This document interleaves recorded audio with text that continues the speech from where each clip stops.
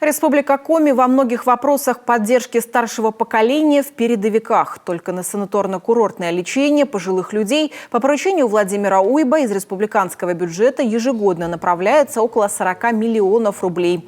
В связи с удорожанием путевок эта сумма будет проиндексирована. Об этом заявил глава республики на встрече с активистами ветеранского движения. Они, в свою очередь, поблагодарили главу Коми за активную помощь в решении многих вопросов. А это и реабилитационные услуги, и медицинская помощь ветеранам, а также предоставление мер социальной поддержки. Очень рад, что мы с вами сегодня встречаемся. Для меня очень важно всегда общение с людьми, которые постарше меня, побольше в жизни видели, опыта побольше имеют. Вот, у меня, слава богу, маме в этом году, Бог велит, 90 лет будет. Вот, поэтому, да, у меня, слава богу, да, мамочка жива, поэтому слава богу.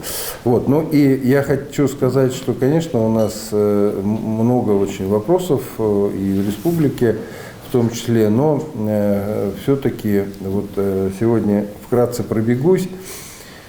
За 4 года, через несколько дней уже 4 года, как я в республике, на самом деле пролетело как одно мгновение. Вот, понятно, что очень много вопросов сумели сделать за счет национальных проектов. Вы знаете, что у нас национальные проекты в целом по стране. Это поручение нашего президента Владимира Владимировича Путина. Ну и, естественно, мы в республике стараемся как можно больше денег завести на строительство по нацпроектам, потому что это возможность, конечно, кардинально изменить ситуацию и в здравоохранении, и в образовании в части именно строительства.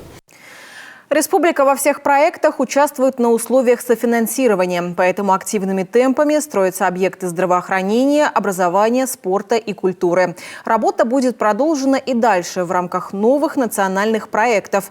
О них объявил ранее в своем послании Федеральному собранию Владимир Путин. В том числе продолжится мощное обновление медицинского оборудования и поставка высокотехнологичного оборудования. Все эти меры направлены на увеличение средней продолжительности жизни. По многим вопросам мы впереди всех других регионов страны. И это правда. Да. И я хочу тоже подтвердить это, потому что наша деятельность, конечно, многогранна, но на некоторых я бы хотела особо остановиться, то, чем мы занимаемся.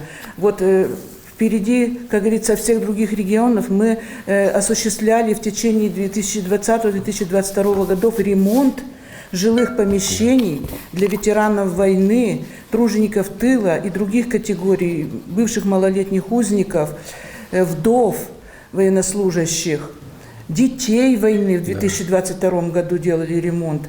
Это нигде не делается, ни в каком регионе.